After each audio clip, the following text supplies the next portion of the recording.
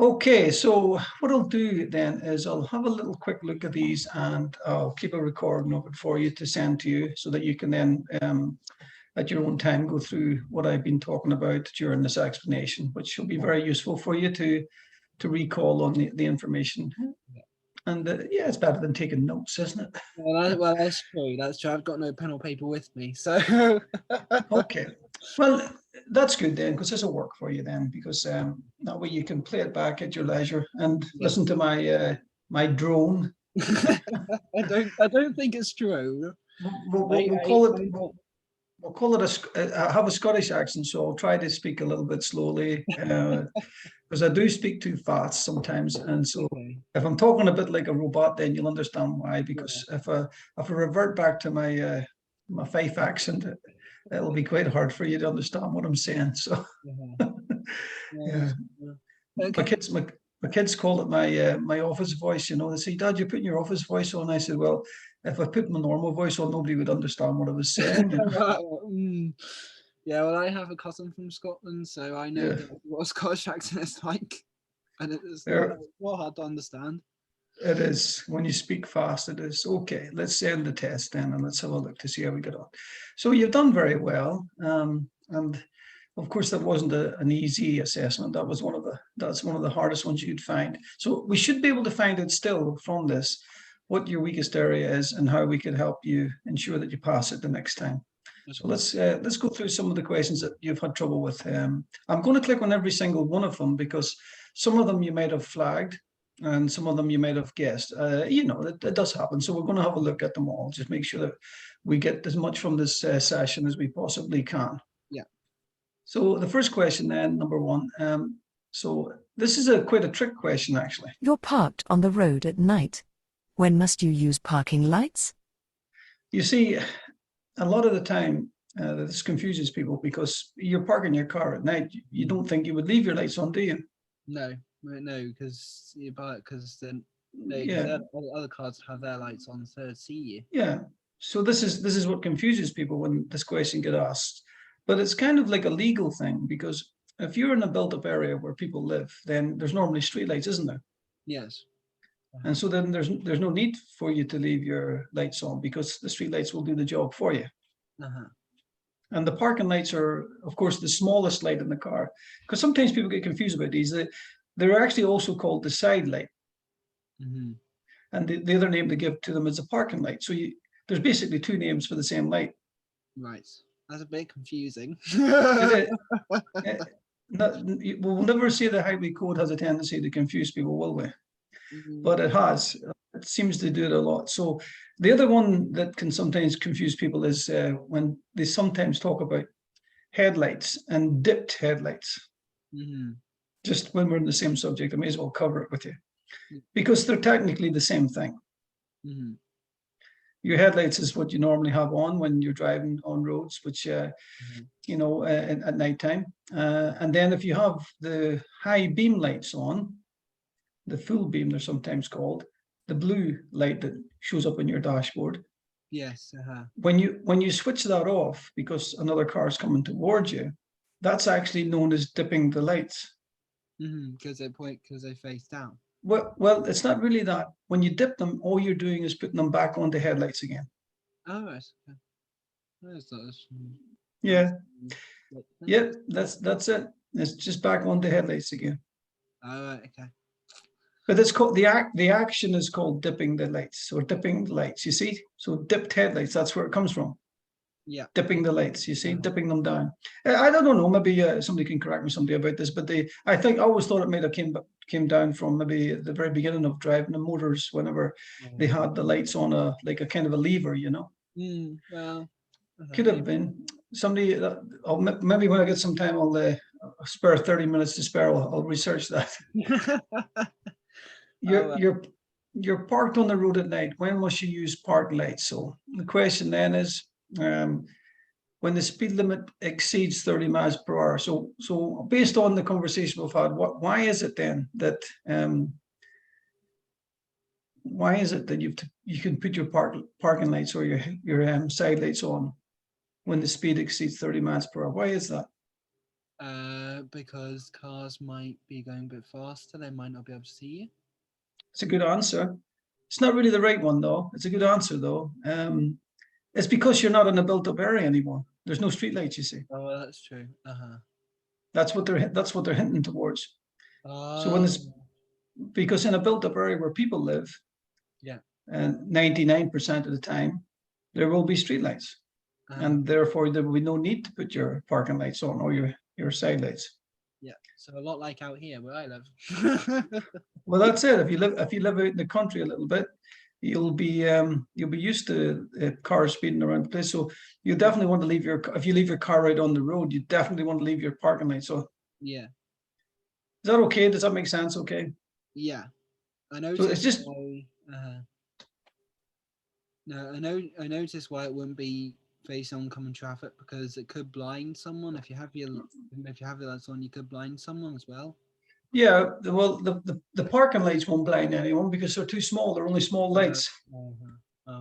They're only a very small. Yeah, they're a very small amount of lights, so they're not going to blind anyone. So no, that's fine. Okay, is that okay with that cleared up for you? Okay, let's see what you did in 2. So happy you did flag it though.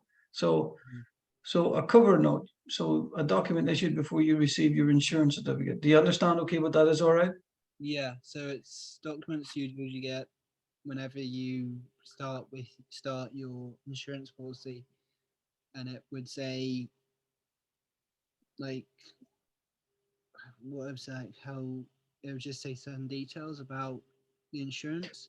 Yeah, well, yeah, but one of the things I would say to you is the most of the stuff gets sent by email, I'd imagine these days. I mean, most of the stuff comes as an email, but you get a hard copy of something. But the insurance document used to be massive, I mean, like 5 to 10 page document, So you're not going to get that immediately. Whenever you book your insurance online, they're not going to give you that massive document. You're going to get a small piece of paper, basically, or a small email confirming that you have insurance. And then you'll get the full document sent out to you later on by the actual company itself. Because most of the time when you get insurance, you get insurance through a broker. A broker, you see. So the broker will issue the cover note, but the actual main insurance company will issue you the actual full document. Oh, right, okay. So that's why you don't get it straight away. Right, okay, because it comes from two different people. More or less, that would be the case. You would have a broker would have maybe 10 companies on their books, if you like. And that's why it's always a good idea to shop around, because broker's job is really to probably promote and sell the one that's not selling very well. They maybe have 10 insurance companies on their books that deal with new drivers, for example. And so they will promote it probably and push the one that's actually needing to be pushed and promoted. So always shop around. That's a best tip for you there. Okay. Let's look at the next one then. So you've got this one wrong. That's very, and you can remember this when you play this back. Remember this for me. Blue must do. Blue must do, right, okay. So when you see a sign that has blue in it, whatever's in the sign, you must do that. Okay. So in this occasion, you had a 30 mile/h sign, which has now been cancelled out with this red line. So it was previously, it meant that you had a minimum speed to do of 30 miles/h. So now it's saying it's the end of that period. Now, it's very rarely in driving that you actually get a sign which is a minimum speed, isn't it? Very rare. Yeah, very rare indeed. It is, and that's why people get this one wrong. It's very rare to see this sign. I have to say that most people would get it wrong for that reason, but where would you find it? That's the question. I suppose one of the places you might find it is in an industrial complex where the traffic has got to keep moving, so they don't want people stopping just to talk about the price of bread. And so they keep traffic moving on this one road, this main supply route, for example. If it was a main supply route for something, then guess what? You've got to keep your speed up to 30 as a minimum. No slowing down. probably to do with productivity and stuff. Maybe coal firms, that's delivering coal to a train station, for example, something like that. Does that make sense? Yeah. So what was the rhyme again? So blue. Blue Blue must do. blue must do. Blue must do. So whatever you see inside the sign is what you must do. Blue must do. Right. Okay. So if there was an arrow, for example, pointing to the side like that, and it was a blue sign, it would mean quite simply, you must move to the left. Yeah. So that keeps it simple then. Just remember, blue must do. Right. Okay. Okay. 4 is okay. 5's fine. 6 and 7. So we got this one. So what will happen if your car wheels are unbalanced? Well, unbalanced is a term they use in driving for when a wheel has basically lost its uniform circle, if you like. Now, that can happen for a few reasons. I mean, obviously, the roads in Northern Ireland are similar to what the Romans would have built. They've got that many holes in them, they've got the big potholes everywhere. So, well, they want to get the Romans back to fix them. That's what I say. But anyway, if you're banging down these holes all the time in your car, what happens is your wheel will lose its perfect circle, if you like. It's perfect circle, and guess what? Then it starts to get a bit bumpy. Then when you're driving on a normal road, it becomes unbalanced slightly. And if you can remember the days when you may still actually ride a bicycle. Oh, yes. If you jump off the curbs and you damage the wheel on your bicycle, you have a tendency for when you get up to a bit of a higher speed, the wheel to shake a little bit. Yeah. Yeah. I've had that done before. It's quite. Yeah, so that's because we do wheelies off curbs, John. I know you now. You have to be careful when you're taking your driving lessons. If somebody likes doing wheelies off speed bumps or something, So anyway, the car has a big strong wheel, but guess what? It can be subject to this as well. So you go down a pothole, you hit a curb or whatever, you damage it, and guess what? It starts to vibrate when you get up to speed a little bit. And so it's easy. It's an easy fix, of course. There's the car people around Carrickfergus, even there's quite a few companies that do that. They stick the wheel onto this balancing thing, they call it, spins around a few thousand times, and they just stick a couple of little lead weights on it, would you believe, which evens it out again. That's quite nice to fix. And that's it. So if you see that word unbalanced, think about your days on your bicycle. That's what I call a memory trigger. Right. Think about your days jumping off curbs on your bicycle and damaging the wheel. Right. Okay. And now you remember, and then you remember why it's affecting the car in the same way. But we'll blame it on the potholes, will we? Well, the potholes are atrocious here. They really are. The potholes, yeah. Yeah, they're getting quite deep. Actually, the other day I saw a kangaroo sticking his head out of one. I just couldn't believe it. Oh my. Okay. All the way to Australia, Yeah. Oh, okay, here we go then. Question 11. You see these double white lines along the center of the road. When may you park on the left? Well, the problem we have here is when you put solid white markings on the road, it means that road's a dangerous road. And obviously, there's only a dotted line on one side of the road, which means it's not as dangerous going that direction. So it's not as dangerous going this direction. And that means that you can actually overtake stationary vehicles or slow-moving vehicles here quite easily. And it's a big straight piece of road, so there's no reason why you can't overtake. Now, if you were coming this direction, I'm afraid that's not going to be working for you. You can't overtake then because this solid white line represents danger. And it actually says that you should not overtake. All right. Now, there's a couple of wee exceptions to that that's worth mentioning to you. Do you know what they are? Do you know what those exceptions are that you can actually cross this white line? It's if there's an incident ahead, if let's say there's someone broken down ahead of you, then you can then overtake because obviously you're holding up traffic behind and someone colliding into you. Yeah. Or if let's say there's any slow moving machinery or there's someone any slow moving machinery, that, and you've got a person, let's say, is coming up really fast behind you, then you can Mhm. overtake out of their way. So yeah, so you can cross that white line or straddle it to overtake slow moving vehicles, bicycles and stuff like that, road sweepers, Yeah. motor scooters, for example, mobility scooters, traveling under 12 miles per hour. Right. Okay. And a good tip for you is, just when we're on the subject, is how do you know what speed they're doing? Well, first of all, when you drive behind them, you match their speed. Mm-hmm. I call it the follow on speed. So you match their speed. Right. And then when you see the opportunity, then you can accelerate past them. Right. Okay.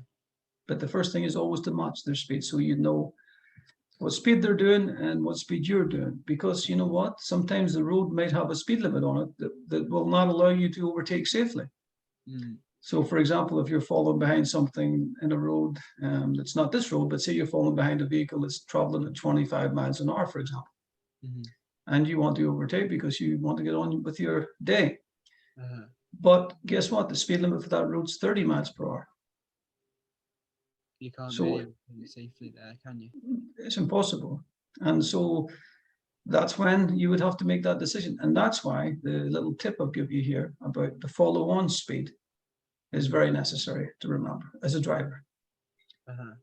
Because we can't break the law to overtake someone. Yeah, well, that's true.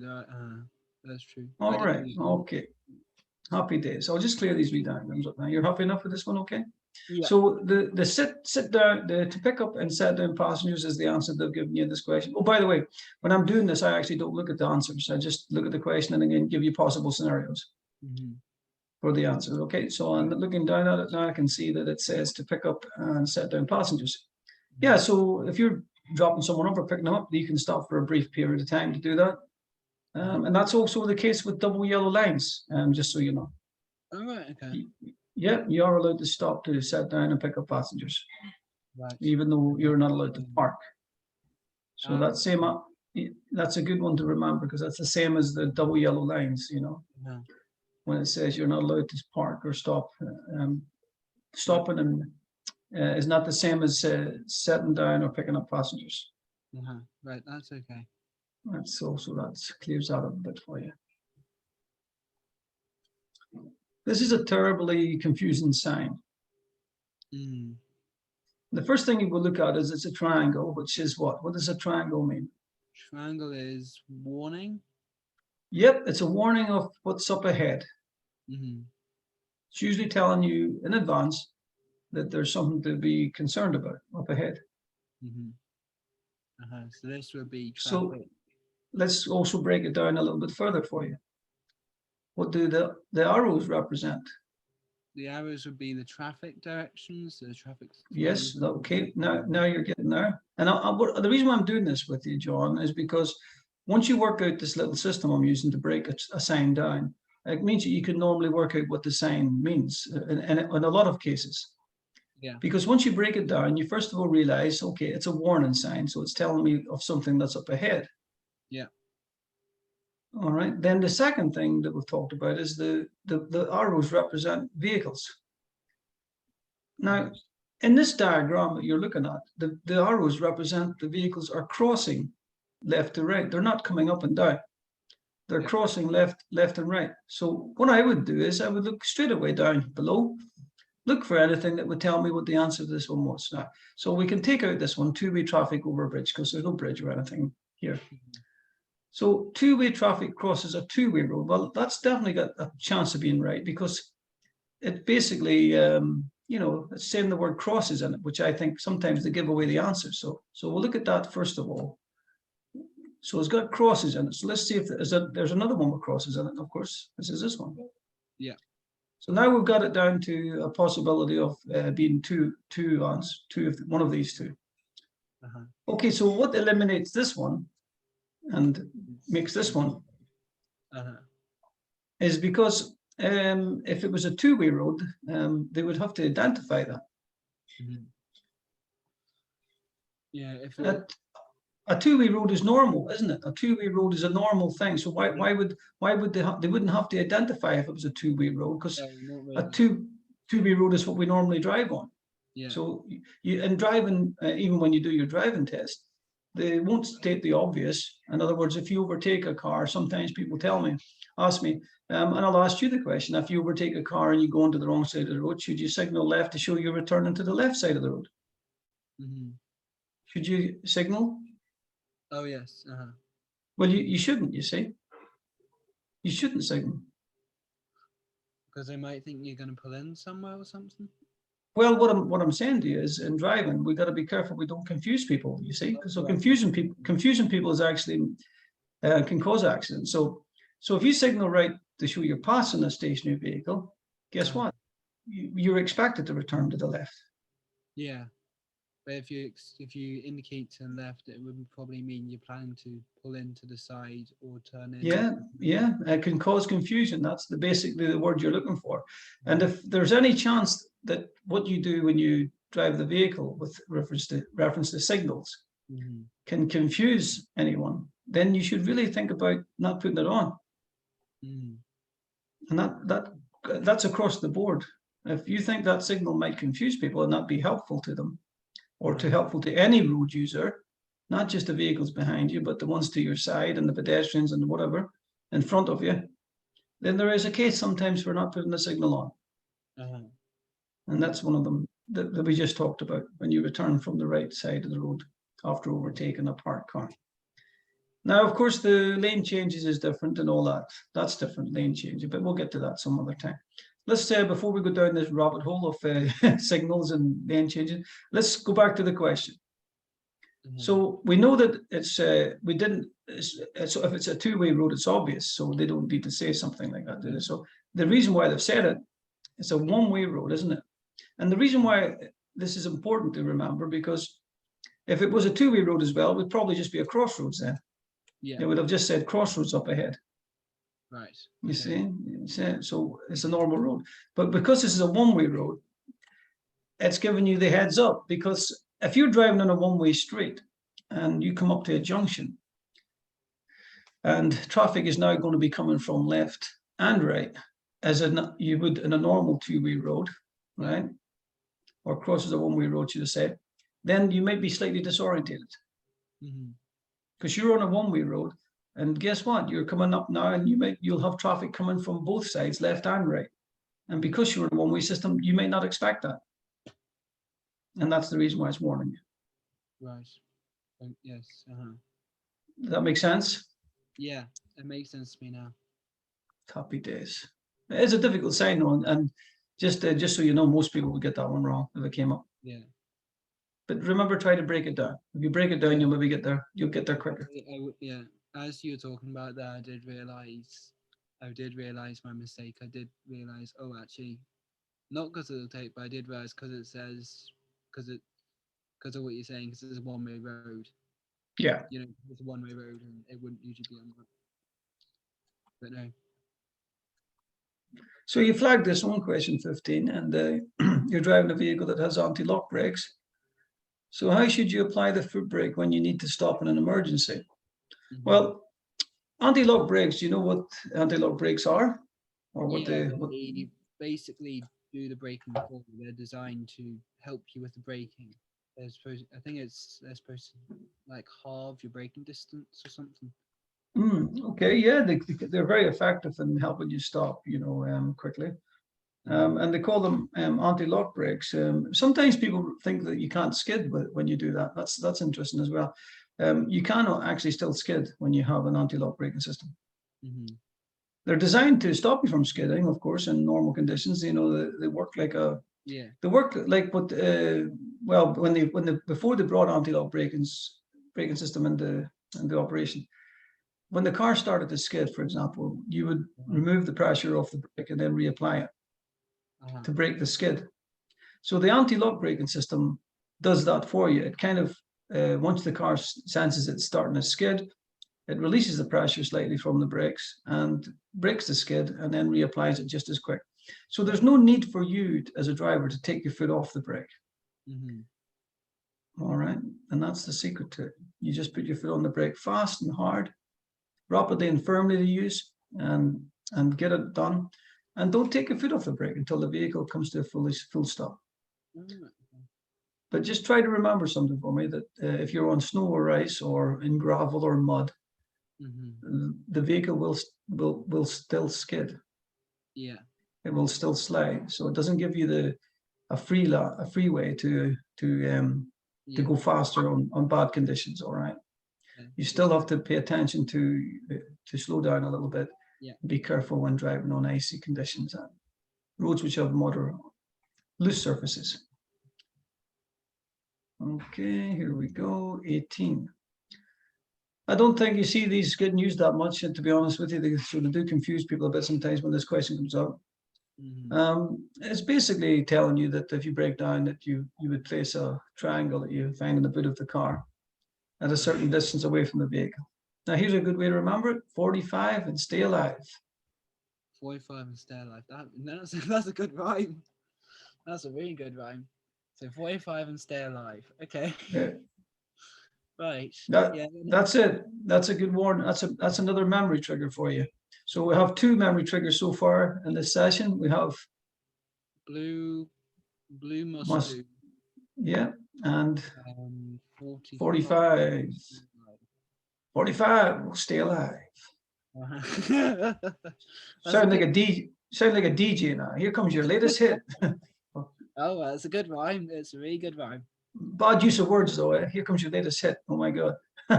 Oh, 45 stay alive. Okay. Yeah, I don't think that's gonna be hitting the charts anytime soon. Oh, here we go now. Here's all the bad jokes coming out. Okay, let me see what we got. The rest of these. Here we go. 22. So 22, we come unstuck on. Again, it's a sign one. So let's have a look. See. Now, what is a sign for a ring road? I know Well, was a roundabout. Yeah, I kind of think you've probably never seen that one before. That's probably why you got it wrong. It's like it's kind of just a big R with a green background. It's do you know what a ring road is? That's I suppose that's the next. Isn't a ring road something like a road that joins up? It's like a ring, so it joins up to another road. Yes, it does. Yeah, and it normally avoids a location like this. Say this is a city of some type. Say. Yeah. Okay, and then what it does is the road comes up and it goes right round, so it circles the city with various different outlets on it. So they just call it a ring road for that reason. Right. Okay. Yeah. What? All right. What are the other signs there? There's A's a roundabout. I know that. B's a mini Yeah. roundabouts. Oh no, it's the other way around, John. Oh right. The blue is a mini roundabout, and you know the other ones because it's got a warning triangle on it. If you can remember that, Yeah. that's a major roundabout. That's a big one. So. Right. Okay. Yeah, that's the thing about that one. It catches people out. The two people get them confused all the time. I always try to think about the mini roundabout, the one that's got plants in it, or it's got no plants in it. It's like a piece of white paint on the road, you know, and you can touch it a little bit. You're allowed to if you need to. If it's a very small road, you're allowed to touch it a little bit. Not drive right over the center of it, of course. Yeah. Yes, people do sometimes, by the way, on their driving tests. Yeah, they've been known to. Yeah, they have been. Yeah. Unfortunately, that doesn't. Yeah, that's not going to get you. It's not going to get you a driving license. Unfortunately, if you do that. An immediate fail. Well, it is. If you the highway code does say you can use this off as much as necessary, and that's why you can touch it a little bit sometimes. Yeah, but the main isn't halfway along the thing. Yeah. Great. So, have you done much driving, John? Have you at this point? Yeah, I've done quite a bit of driving. Currently, I'm not doing very much driving at all because I can't because my vehicle's MOT is up. So I Okay. Minutes. But yeah, right. I was driving it. I was driving it more or less every day, at least every day. Well, that's good. So you may have come across a mini roundabout before then. Yeah. There's some in Ballyclare. There's 2 or 3. There's 1 or 2 straight one after the other in Ballyclare. Okay. Right then, let's move on to the next. Sorry, are you sure about the signs now? So one's a mini roundabout and the Yeah. other one's a major roundabout because it's got the warning triangle on it, I suppose. And the other one is the urban clearway, or the no stopping. D is the no stopping one. Right. I always think Um, that's national. What do you call it? no, the national speed limit has only got one mark Oh, in it. one. One, yeah, it's a white circle with a black line though. This has got two red in it. A red cross in it, you know. So yeah, happy Okay. days. Let's have a look at the next one, Zach. Okay, we got another flag here. So did you guess this one? Did you? That one, I knew it was either 60 or 70. I knew 70 okay. was motorways, but eventually figured out it. Okay, if it's not 70, it must be 60. So it was kind of a half guess. It Yeah. was kind of a half guess, I have to admit. No, that's okay. But let's have a wee quick look at a quick way of remembering this. Okay, so S for single road, which is just like your ordinary roads that you see in the country, for example, with the Yeah. with that white circle and black line you talk about. That's what that means. That's a national speed limit applied sign. So Yeah. single track, single road. They use the word carriageway, by the way. That just means road, really. Single road. It's I don't know why they stick carriageway. I mean, we don't have horses and carts, cutting about the place. But I Yeah, mean, they need to sort that highway code out, don't they? a little bit, Yeah, yeah. Just a you know little what I bit. mean. Yeah, so it's a single road basically. If you like, it's not a two-way. It's not like a motorway or dual carriageway. That's all it means. And so a single road, then they call the next one a dual carriageway, don't they? So DC, but again, it's the same as that. Again, it's a dual carriageway double. It just means dual. It means two roads, doesn't it? Two roads going up one way and coming down the other side, and they have like a grass bit in the middle, but yeah, they call it the central reservation. So slightly different than the motorway. And then, of course, the last but not least is the motorway. So you have your single road, you have your dual carriageway, DC, and then you have your motorway. Now, these all have the standard speed limit. Single is 60, and both of these are 70, by the way. Both of them. Yes. Both of them are 70. Right. Now, Sounds. I'm just going to throw another question at you now, just see if you can get it right. This is why I call this a torture chamber, you see. I don't mind. So I'm gonna try and catch you now with this one. So I'll give you a couple of fingers on the buzzers, then. Right.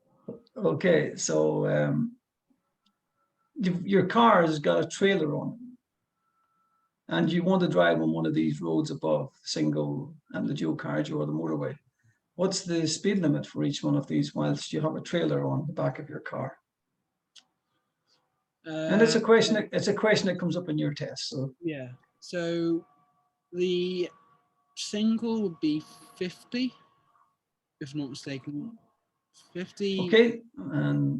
okay, and the middle one, DC, dual carriageway. About 60, I'd say. Okay.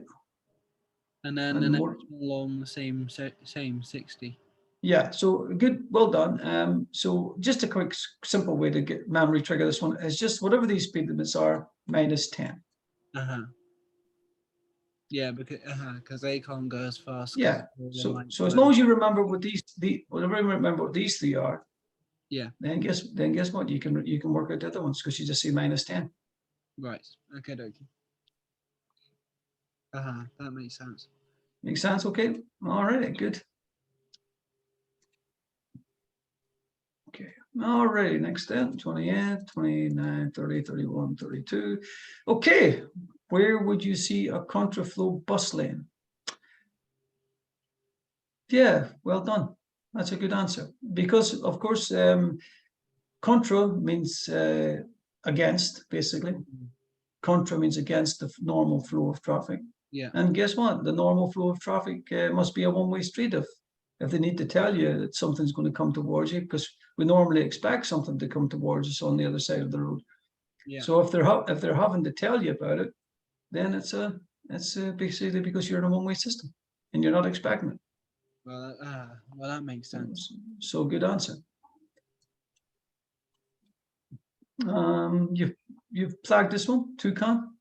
Yeah, that one was a bit tricky for me. That one I couldn't. That one always get mixed up. Well, here's a good way to remember it.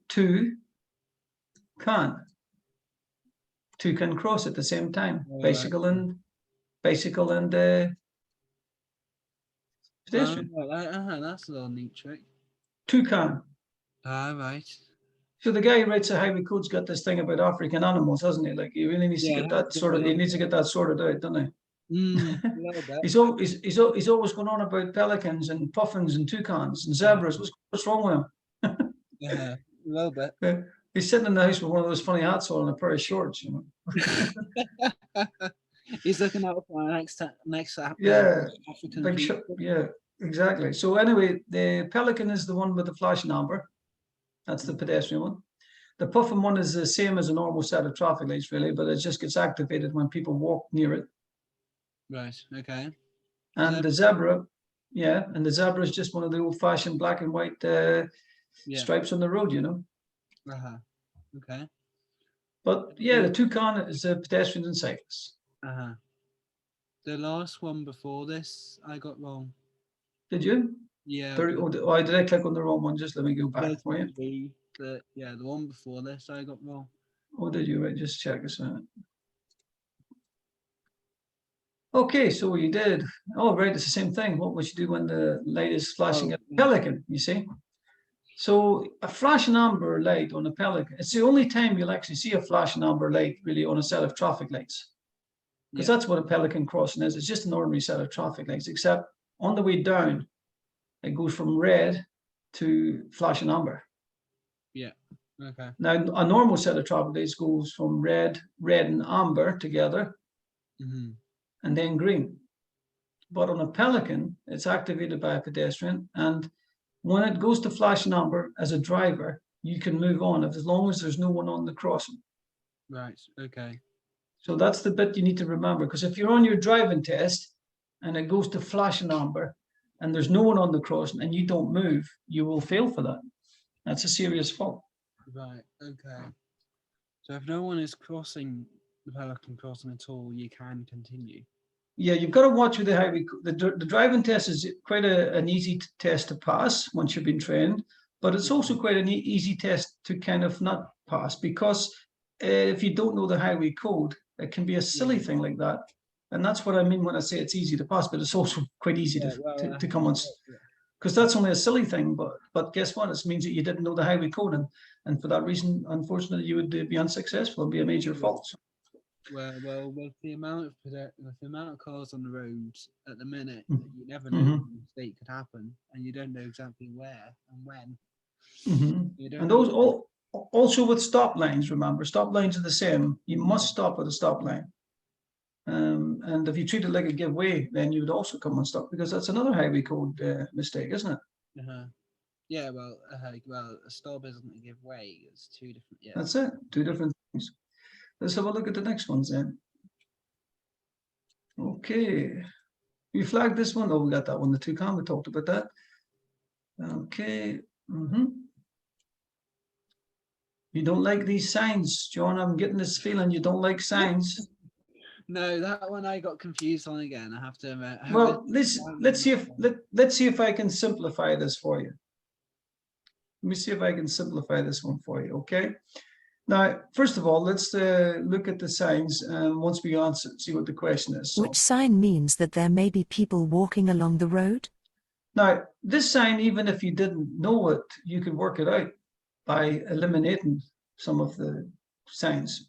Let's have a look, first of all, at some of the things that we've talked about already in this session. First of all, let's see who's walking along the road. Now, the words walking along the road is important, because this guy is walking across the road, this guy is walking across the road. So they're two out of the equation. Yeah.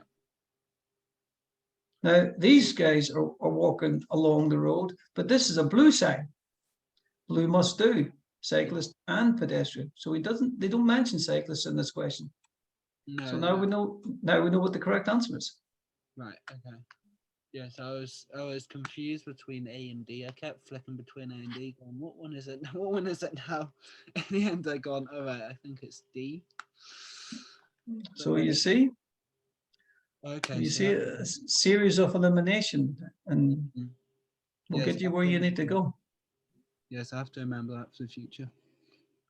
Yeah, happy days.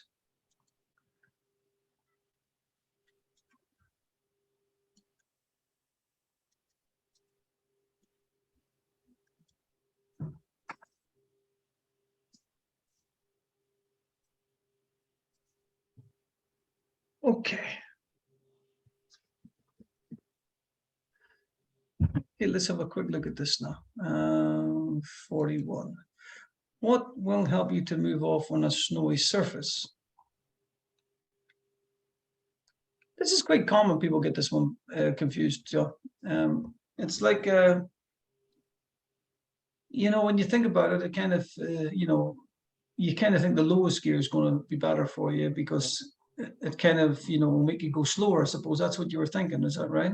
I was just thinking in a lower gear you'd have more, it would be, yeah, just normal, usual. Whenever you drive, when you start Yeah. in lower gears, and Yeah. that would give you more traction. I think that would give.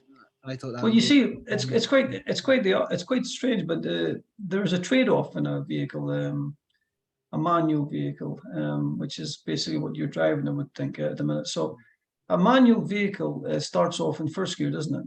Yeah. And then basically you move through the gears as you build up speed.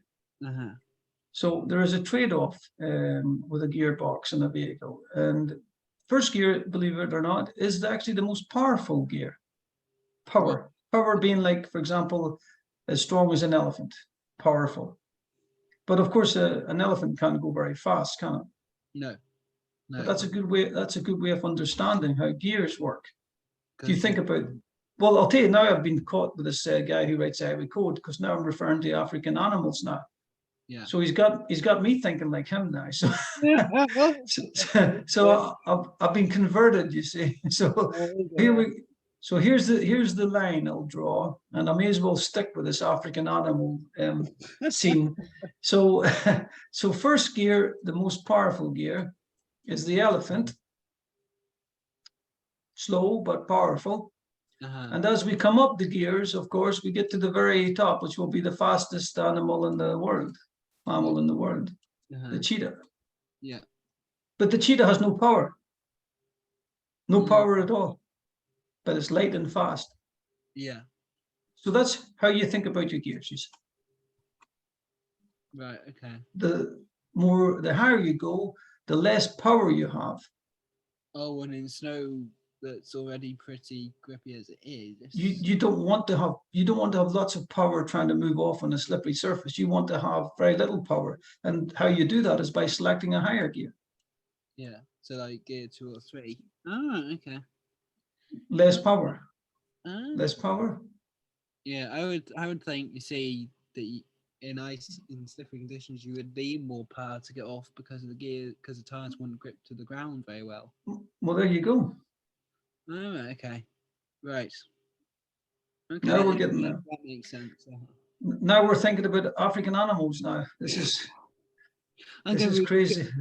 I'm gonna be African animals for the rest of my life. This is it. I'm turning into David Attenborough, the driving instructor.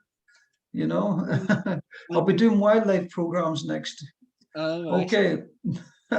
Let me see now. What we got next? 42, 43, 44, flagged 44. So what we got here, you're looking for somewhere to park at night. Okay, we talked about this one, did we, a little bit already? You're looking for somewhere to park at night. When may you park on the right-hand side of the road? Whoa. So you see, the right-hand side of the road is not a good place to park, really. What they're trying to say is that if you picture the road, a normal road, for example, like this is a normal road, not a one-way street. So you have cars coming down this way, and you've got cars coming up that way. Mhm. So if you park on the right-hand side of the road here, okay, this is what they're referring to, like the situation with the red reflectors on the back of your car. Yeah. When the light hits them, then if you're driving on the, let me just clear this a little bit here. Hold up. I'll do it this way. You maybe see it better. Yeah, it's better. So if you think about it now, cars go this way, and Yeah. then cars come down this way. All right, so what they're saying to you now is if you park on the right-hand side of the road, it means you're going to be parking facing the traffic like this. Yeah. And that means as cars come towards you, they won't get the light reflecting off the red reflectors on the back of your car. Yeah. You see that? Yeah. I'll just clear this diagram then. And in a one-way system, of course, You only have cars going one way. so it doesn't matter whether you park on the right-hand side, because guess what? You've got your red reflectors on the back, and everybody will see them as they come up the road. Ah, yes, that makes sense now. So it's just really to make it obvious for people to see your red reflectors, really, and Yeah. and that's what it's. Yeah. Okay, let's have a look at the next one. 46. Oh, this one. Water. I Flu- thought. a fluid level in your battery is low. What should you do? What should you top it up with? I thought it was distilled water. Mhm. I thought it was that. I don't See, know. the problem you have with distilled water, for example, it's easy to make, isn't it? You boil a kettle, you put it in the fridge, and let it cool down the water, and you've got distilled water. It's easy to make. You can make it yourself. Yeah. And they can't sell battery acid over the counter probably anymore, because people be silly with it. You see, so get themselves hurt or hurt other Yeah, people. I So know. so yeah, the sulfuric acid is battery acid. It's a very dangerous stuff. Yeah. And yeah, you can top it up with the distilled water. To be honest with you, most batteries nowadays don't have this. There's the ability to do that. They're like a sealed unit. So Yeah. Well. True. to be honest with you, so Yeah. You wouldn't really think that, would you? A lot of people, like, because a lot of teachers and stuff will say to you, electric and water don't mix. But yet again, you're Mhm. putting water in a more or less completely electrical device. yeah, So it's a bit you're being taught one thing, but Yeah. science says the other. sure. But yeah, Yeah, distilled water, but like I say, I'd be surprised if you found a battery that actually had Yeah. distilled water. Let's have a look at the rest of them now. And I'm quite busy this evening. I have another wee student is going to be coming in just after you. So all right. yes, quite busy today. This theory test is causing people lots of problems at the minute.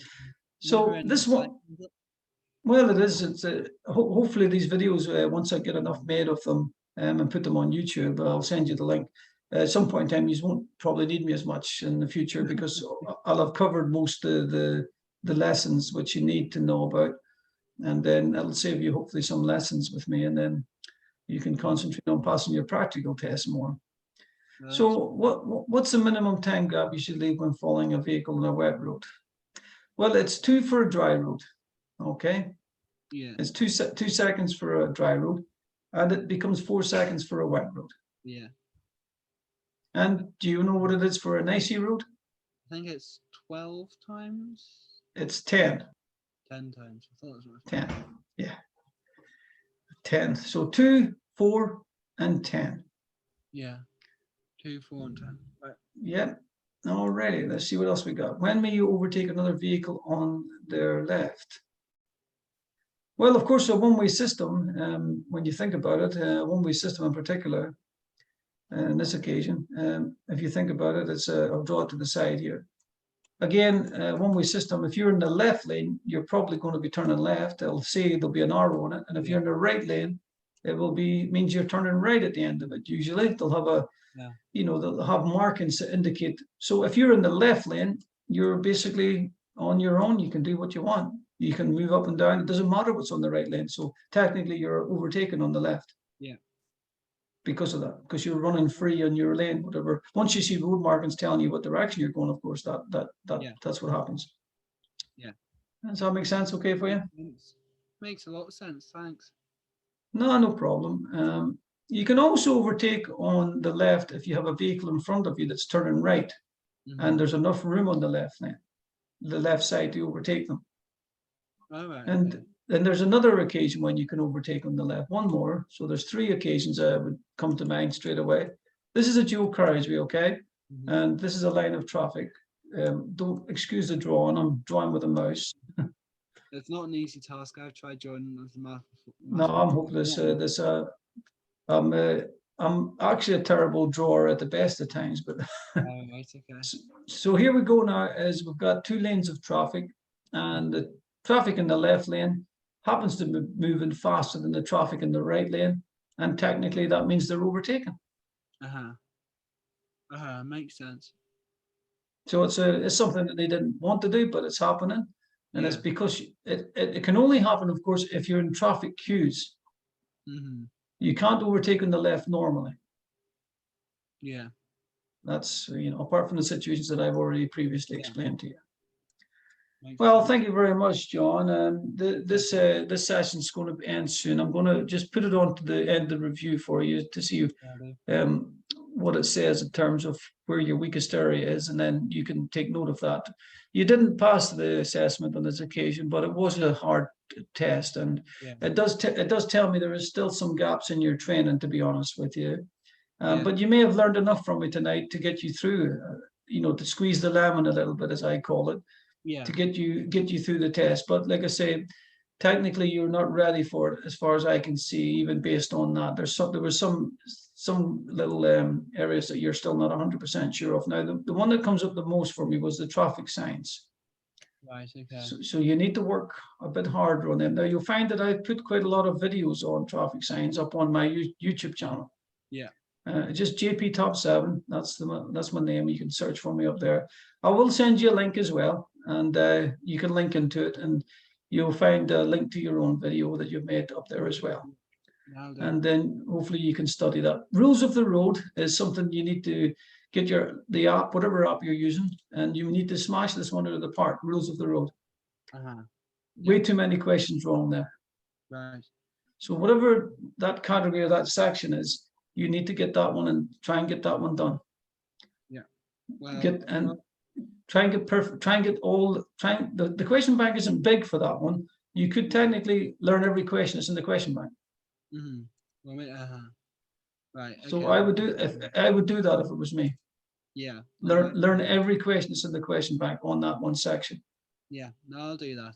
And I think you'll be fine, actually, if you do that, to be honest with you. Based on the whole test, I think the questions areas is attitude, and also you can play this back when you look at your video, and also the one there, the rules of the road. If you take them 2 sections and make them your own, make them perfect, you should be fine, I would thought, based on that. That'll do. Don't hesitate to come back and visit me, though, if you think you're having trouble, and take another torturing session. Hopefully you've learned enough from me there to achieve what you need. But please use the YouTube channel and subscribe to it, and that means you'll get any of the latest videos that I put up, and you will actually be able to benefit from them a lot, I think, because everybody's quite happy to put them up there. It's free for all of the students to use, and it's a great, I think,